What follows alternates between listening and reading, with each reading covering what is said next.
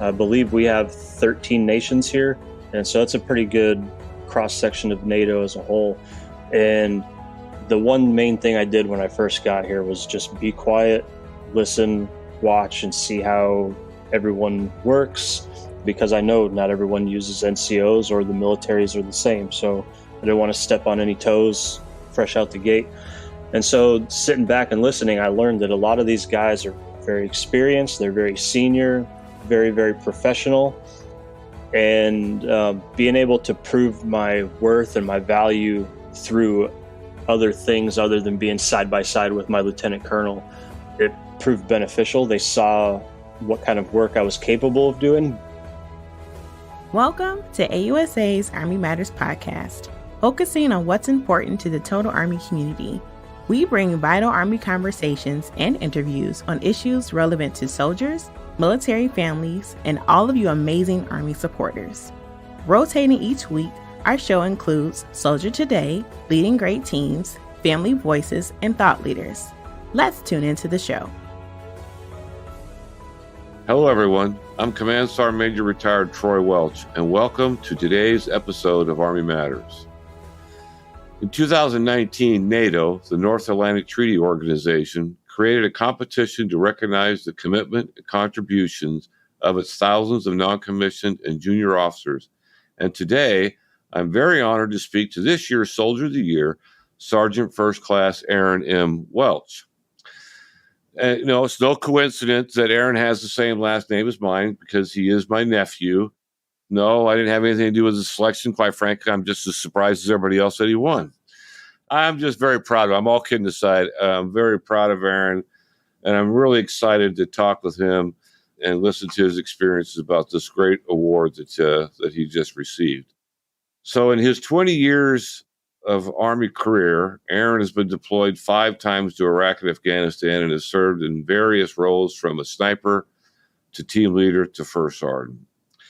Aaron is joining us today from his deployment in Valencia, Spain. Well, from his vacation spot in Valencia, Spain. Aaron, welcome to Army Matters. And Aaron, before we really dig into it, why don't you tell us a little bit about yourself? Where are you from? What made you decide to join the Army? First of all, thanks for having me. It's a pleasure to be here. So I am from Coeur d'Alene, Idaho, a little place up in the Northwest. It's where I joined the Army from. I guess basically I joined the Army because of September 11th. I never had any aspirations of being in the Army, even though you were in and you're a good role model. I did not have any thoughts of joining. September 11th happened. I dropped everything, went back home, and signed up as one of my recruiters' probably last contracts. My wife, Valen, is here with me in Spain, and we have 3 daughters together. Emir, Thea, and Freya is a newborn. And then I have an older daughter, 11. Her name is Harley in Louisiana. That's my squad. You got quite a squad there, buddy. Congratulations on the little one, too. She's a sweetheart. Over the years during my career, there were several people who really instilled some valuable lessons for me, right? I learned a lot from good leaders, and I learned equally as much from bad leaders. Was there somebody that over the past years that had an impact on you, that instilled some valuable lessons with you? Yeah, so of course, I had my team leaders and squad leaders growing up in the Army, but the one who probably stood out the most was my first platoon sergeant. I was his machine gunner, and this was early on in the war. I spent a lot of time with him on his 12-hour patrols, just kind of picking his brain and learning. And then also, I'd be remiss if I didn't mention you, Uncle Troy. You're a mentor through a lot of times. You didn't even ever tell me to stay in the Army. You just helped me talk through what kind of decisions I had to make in the future and make me think through it. And so, especially in my later years being a senior NCO, you really helped out. Well, thank you, Aaron. You didn't have to say that, but I appreciate that. I'm always here for you, buddy. So I understand that there's a specific program called NEEDS, which, correct me if I'm wrong, but I believe it stands for NCO Empowerment Enabling Decisions. And that helped you lead to your current success. Can you tell our listeners what that is and exactly how it helped you out? Yeah, so basically, the command senior enlisted leader is a Canadian warrant officer, Command Sergeant Major Kevin Mathers, and it's his program. And really, what it is his attempt to help empower all NATO allied NCOs in these different billets across all of the NRDCs and the different assignments inside SHAPE, because not every country has NCOs that work like ours do or work like the Canadians do. It's a program that really helps the other C cells empower their NCOs to help their officers make decisions and shape the battle. I was in Korea, so we faced those same cultural challenges, right? Where they didn't necessarily empower their non-commissioned officers the way that we do. When I say we, the U.S. military. Were there any specific initiatives that you believe that led you to receiving this distinguished award? I mean, what was it that made you stand out above your peers? So, one of the differences with this award or this program for recognizing the senior enlisted in NATO is that you don't know that you're going up for it. The nominations happen by your unit at the end of the year. No one knew that this thing existed here. And so at the end, they nominate and then they talk about the things that you've done over the past year. One of the initiatives that I really probably stood out with was mentoring and partnering with one of the senior NCOs inside the Spanish Special Operations School down in Albacete, Spain. And they have a long-standing sniper course, but it's internally run. And these guys notice that there's no continuity throughout all of the different organizations that they have snipers. And so they put together their own national competition. They call it a competition, but really it's a meeting of the minds. They bring every sniper from every organization together in one place every year. They share lessons learned and experience some new shooting techniques and different things on the range. They spend 2 weeks out in the field. And so from this, me partnering with him, we were able to really kind of bounce ideas off each other. And it led to him getting a meeting with some senior generals in Madrid. And they finally certified his school as the one official military recognized sniper course for all of Spain, and they've never had that. So now they're going to be able to consolidate lessons learned and mirror really what the U.S. Army and some other successful countries are doing with that program. And actually, I spoke with him today, and they're finalizing their new doctrine to fight the new breed of warfare that, especially what we're seeing in Ukraine right now. So, in a sense, your experience with being a sniper yourself, you kind of helped formalize what they already had. So that's awesome. Yeah, so I wouldn't say that I had so much to do with the work that they've been doing, but maybe my partnership and my mentorship with them spurred them to go against the grain because it really wasn't an easy process for them. But leaning on my previous advisor experience with the first SFAB and then also my sniper experience, they saw the merit in it, and he didn't really have anything to lose, so he went and pitched it, and they said, okay. It's something now that the soldiers over there in Spain and in other countries that if they come there and want to get formal training and be a sniper, they have a place to go now. Did you know, as a member of AUSA, you have access to many benefits? From car rental to entertainment discounts, the opportunities are ample. Visit ausa.org/benefits to learn more. So you've been in Spain for about 2 years now. So what are the main takeaways you've learned from your time there so far? And what have you learned from the officers serving from other countries? So have you kind of developed any type of maybe new leadership skills or anything like that? Yeah, so coming in here, obviously Spain is the framework nation. That's the basis of how our headquarters is set up. And then inside there, you have a multinational environment with NCOs and officers from, I believe we have 13 nations here. And so that's a pretty good cross section of NATO as a whole. And the one main thing I did when I first got here was just be quiet, listen, watch, and see how everyone works, because I know not everyone uses NCOs or the militaries are the same. So I don't want to step on any toes fresh out the gate. And so sitting back and listening, I learned that a lot of these guys are very experienced. They're very senior, very, very professional.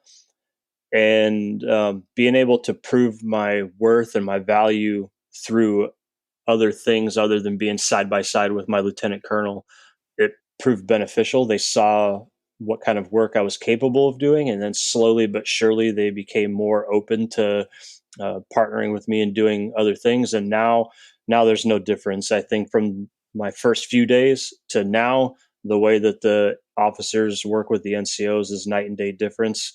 And it's starting to bleed into the other branches. Like I work in the G3 operations section, and some of the other branches are starting to do the same thing. So it's been good. There's a lot of folks you can learn from, and that's a good thing. That just helps you develop and become a better non-commissioned officer yourself. Speaking of NATO, NATO has been in the news quite a bit since the Russian attack on Ukraine. Has this had any effect on the officer serving with you? I wouldn't say there's a big impact. I know everyone's busy right now. You know, we are the Warfighting Corps headquarters that's in the chute, so to say. We're the certified Warfighting Corps headquarters. So we're monitoring the situation very closely. We always have to be ready. So we're listening and watching everything and analyzing what's going on. But as far as career impacts, etc., these billets here are filled by nations that have made a pledge to put certain people in certain branches in the seats, but it does not impede their career. So, for example, my branch director, Portuguese Lieutenant Colonel, he's up for Colonel, and he will leave regardless of what's going on in the world. He will leave here and go take a regiment, probably the end of the year. So I wouldn't say too much of an impact career-wise. However, they are operating at a very high level. I mean, these are career officers, 20, 30 years in the military, and they're working at the core level and really preparing for war against anything. Hopefully that it doesn't go beyond that. So what kind of advice would you give NCOs in your position, even the younger NCOs, who for infantry folks, I know working in staff is like being banished to a broom closet. What you guys do over there is very important. What you do is as well. So what advice could you provide our listeners out there who may be thinking about doing what you're doing? Yeah, so I mean, this is a really special assignment. I think this is probably the best place in the Army, the best kept secret. My advice would be, though, to make sure that you hit your key development time, follow your branch's career map to a T the best you can. I mean, there's a reason there's a career map, but a staff job like this falls in line with that at a certain point in your career. Once you're a squad leader, platoon sergeant, and you become an operations NCO. My job here is essentially an operations NCO, but at a core level. I'm learning so much here about what information a 3-star general needs to fight the deep fight and create the common operational picture for his situational awareness. There's an amazing amount of information I'm learning here, even though my day-to-day tasks may require me one day to change slides for a briefing, and the next day run from one tent to another 3 kilometers away to make sure that the core commander's map is up to date because there was a technical glitch in the system. Whatever it is, I mean, they're relying on you to be that Swiss Army knife. So this is a great assignment. I just happen to be in one of the nicest cities in Spain. So keep an eye out on the requisitions. Valencia is not just a one of those ROTC jobs. Some of these obscure jobs are actually really great assignments, especially if you're looking for a staff NCO. So, Aaron, I know there's an award ceremony coming up, so maybe you could tell us a little bit about that, when it is, for those who are interested, and maybe we could keep an eye out for it. And also, I hear you had a special visitor today. Somebody stopped by your camp and paid you a visit. Can you tell us a little bit about both? Yeah, so keeping with OPSEC, obviously, the event that has not happened yet, it will be in London, but myself and my family have been invited to the C3 conference. I think it's the something commanders conference for NATO or LANCOM, and that will be where the award is happening. That'll be sometime this summer.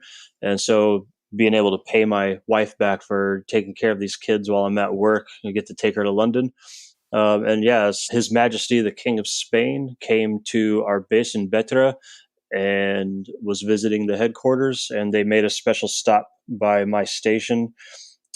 He congratulated me and thanked me for the additional work that I was doing with his soldiers down there in the special operations and the parachute brigade, and then the headquarters as well. And that was a really good conversation. Got a photo op with him and my commander, so that was pretty neat. Awesome. Hobnobbing with the king. Look at you. Good for you, Aaron. Good for you.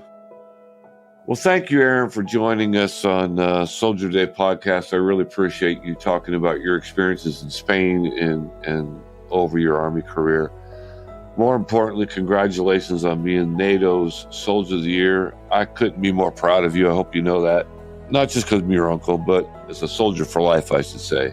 So congratulations to you, Valen, and the kids, because that's, as you said, that's your squad, and it's a team effort to pull something like that off. So kudos to you and the family.